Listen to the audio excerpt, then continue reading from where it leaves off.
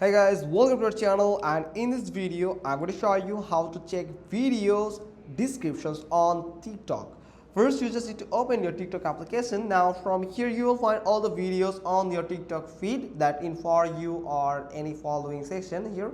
So here you will find the name of the account that have posted that video, and under that you will find the caption, or you can just say the video description, so where you can just write anything about that video, and you can just add some text and hashtags and mentions. So if you want to see the full descriptions, then you have to tap on this more button here. You can find it. So you just need to tap on more, and here you can find the full you can just watch the full description for that videos, and you can just tap on less button here to back to the normal for the description on your screen.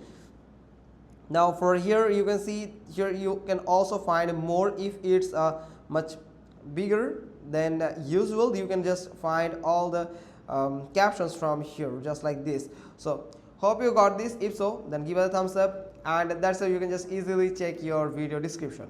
Thanks for watching. Till next time.